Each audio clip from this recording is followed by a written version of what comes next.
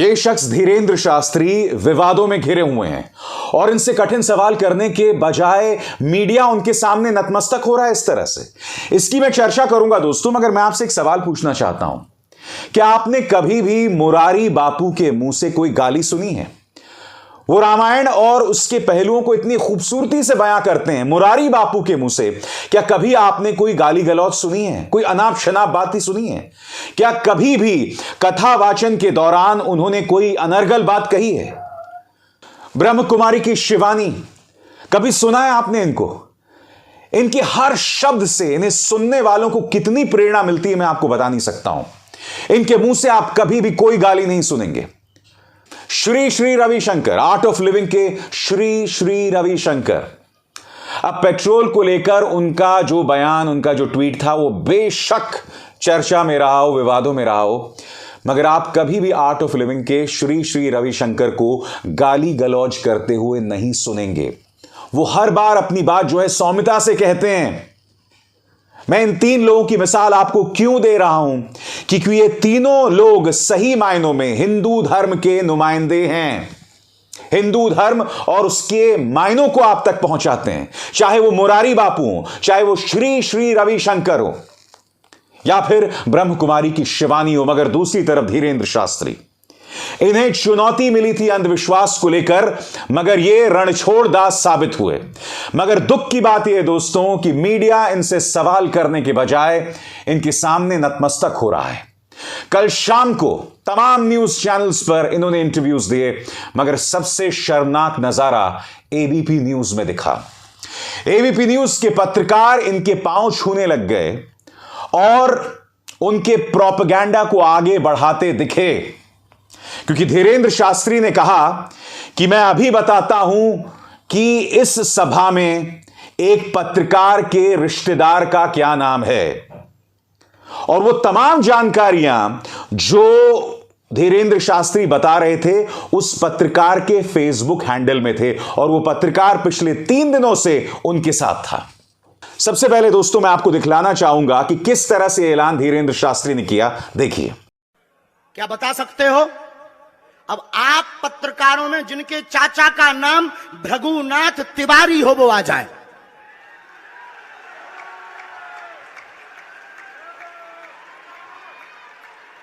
आपके चाचा का नाम भृगुनाथ तिवारी? जी, मेरे चाचा का नाम भृगुनाथ तिवारी है और वो भोपाल में रहते हैं, अभी मथुरा में हैं। मैं यहीं से आपके दरबार से जनता। तो क्या तुम्हारे भाई का नाम राघवेंद्र तिवारी है? जी गुरुजी। क्या तुम्हारे भाई ने अभी मकान बनवाया है? जी, गृह प्रवेश किया है 2 दिन क्या पहले। तुम्हारी भतीजी का नाम अभिषी है? मगर सबसे शॉकिंग बात, काउंटर क्वेश्चन करने की बजाय, धीरेंद्र शास्त्री से यह पूछने के बजाय कि आप ये जो तमाम बातें बता रहे हैं वो मेरे फेसबुक पेज पर मौजूद हैं, ये काउंटर क्वेश्चन करने के बजाय ये पत्रकार उनके पांव छूने लगा। और सबसे शॉकिंग बात दोस्तों, उनके पक्ष में वो नारे लगा रहा था। देखिए। एक पत्रकार होने के नाते नाते मैं ये कह रहा हूं, आचार्य धीरेंद्र शास्त्री की जय, क्योंकि मैं जो सुन रहा हूं, मैं देख रहा हूं, ये चमत्कार नहीं है। आप जानते हैं सबसे दुख की बात क्या है?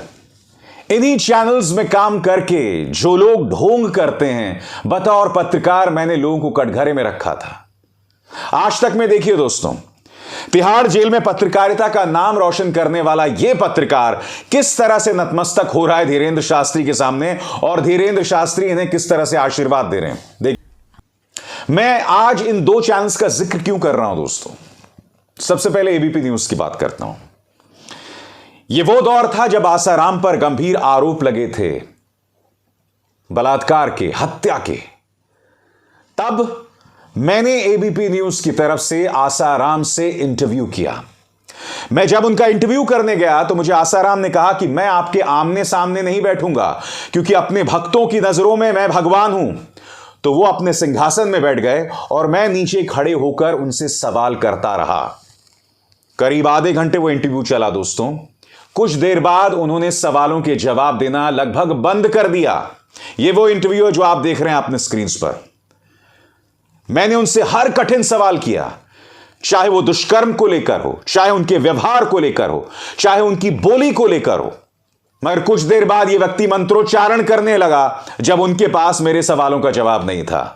मुलायजा फरमाइए। निर्दोष साबित करने का जिम्मा आपका है। हो जाएगा। हाँ, मगर आप कैसे साबित करेंगे, क्योंकि आपकी तरफ से लगातार विरोधाभासी बयान आ रहे हैं। तीन कोई किस्म के विरोधाभासी बयान नहीं। आप तोड़ मड़ोड़ के अभी पूछो और अभी करो, ये तो बोलने में भाई विरोधाभासी है, बाकी हृदय तो हमारा सच्चा है। आसाराम जी, तोड़ मड़ोड़ के हम कैसे पेश करें? हृदय तो हमारा वीडियो सच्चा पर है। हाँ, वीडियो पर है आसाराम जी। कोई बात नहीं है, होने तो वीडियो पर है। पक्का आसाराम जी, उपाय बात नहीं जो है। आप कह रहे हैं, अब हमारे ओम ओम ओम ओम ओम ओम ओम ओम ओम ओम ओम ओम ओम करके हरि ओम ओम ओम प्रभु ओम ओम प्यारे ओम ओम मेरे ओम ओम।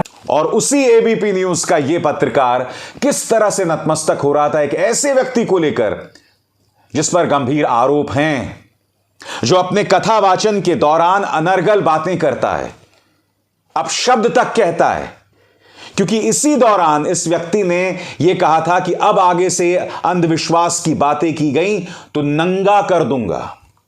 इस तरह की बातें धीरेंद्र शास्त्री कर रहे थे, जो अपने आप में कितने शर्म की बात है। मैं आपसे एक सवाल पूछना चाहता हूं, अगर आप एक कथावाचक हैं तो आपके एक एक शब्द पर लोग गौर करते हैं, आपसे सीखते हैं, मगर आप उस मंच पर बैठ के अनर्गल बातें करते हैं। और धीरेंद्र शास्त्री का यह इतिहास रहा है। पिछले कुछ दिनों से मैंने इनके कुछ साउंड बाइट्स देखे हैं, इनके बयान देखे हैं, और आपने देखा होगा ये किस तरह की भाषा का इस्तेमाल करते हैं। तो एबीपी न्यूज का इस कदर पतन होगा, मैंने कभी कल्पना नहीं की थी दोस्तों, कि इस तरह से उनका पत्रकार नतमस्तक होगा, पांव पड़ेगा। और जो जानकारी धीरेंद्र शास्त्री उस पत्रकार ज्ञानेंद्र के बारे में दे रहे थे, वो तमाम जानकारी उस पत्रकार के फेसबुक पेज पर मौजूद है। शर्म तुमको मगर आती नहीं। ये वही चैनल है जहां पर मैंने आसाराम से कठिन सवाल किए थे, जिसके बाद वो जेल चले गए थे। और ये वही चैनल है जहां का पत्रकार नतमस्तक हो रहा है एक ऐसे व्यक्ति के सामने जिन पर गंभीर आरोप हैं अंधविश्वास को बढ़ाने को लेकर। मैं आपको बतलाना चाहूंगा दोस्तों, वो मुद्दा क्या है जो मैं आपको पढ़ के सुनाता हूं। दरअसल नागपुर के सामाजिक कार्यकर्ता श्याम मानव ने कहा था कि धीरेंद्र शास्त्री अंधविश्वास को बढ़ावा देते हैं। अगर उनकी टीम से जुड़े लोगों के सवालों के जवाब वो दे पाए तो 30 लाख का इनाम देंगे। खबर आई कि इस चैलेंज के बाद धीरेंद्र शास्त्री नागपुर से भाग गए। इसी के जवाब में शुक्रवार को धीरेंद्र शास्त्री ने रायपुर में दिव्य दरबार लगाया था। खुला चैलेंज किया कि श्याम मानव रायपुर आएं और देख लें कि वो कैसे लोगों की समस्या का समाधान बताते हैं। ये वो विवाद था दोस्तों। अब मैं बात करना चाहूंगा आज तक न्यूज चैनल का। दोस्तों, मैं साल 2007 से 2012 तक आज तक न्यूज चैनल में था। एक ऐसा मौका आया था जब मैंने निर्मल बाबा का इंटरव्यू किया था। आपको याद है निर्मल बाबा, वो जो कहते थे कि चटनी खा लो तुम्हारी समस्या का समाधान हो जाएगा, चटनी हरी है या पीली है उससे समस्या का समाधान हो जाएगा।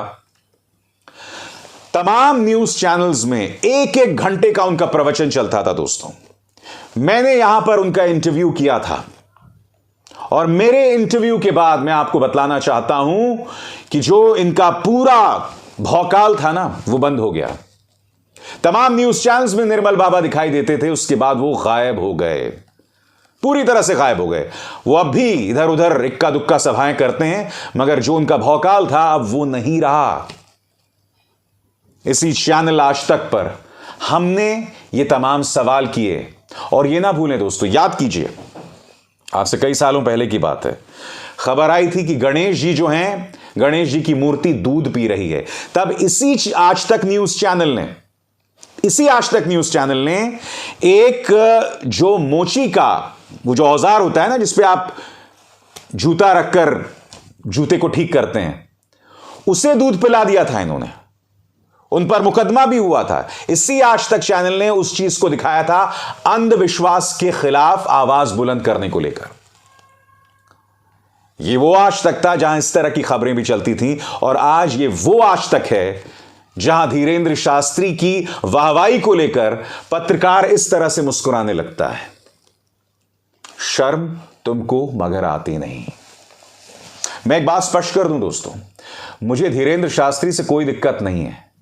वो अपना प्रवचन करते रहें, प्रवचन के नाम पे उलूल जुलूल बातें करते रहें, मंच पर बैठकर गाली भी देते रहें, मगर मैं धीरेंद्र शास्त्री से प्रेरणा नहीं लेने वाला हूं। अगर मुझे प्रेरणा लेना है तो मैं ब्रह्म कुमारी की शिवानी से लूंगा। अगर मुझे प्रेरणा लेना है तो मैं मुरारी बापू से लूंगा, जो रामायण की इतनी खूबसूरत व्याख्या करते हैं दोस्तों। अगर मुझे प्रेरणा लेना है तो मैं आर्ट ऑफ लिविंग के श्री श्री रविशंकर से लूंगा। मुझे इन लोगों से प्रेरणा लेने की जरूरत बिल्कुल भी नहीं है, जो कथावाचन के नाम पर भड़काऊ बातें करते हैं, बांटने वाली बातें करते हैं, और धीरेंद्र शास्त्री की शख्सियत में यह बात कूट कूट कर भरी हुई है।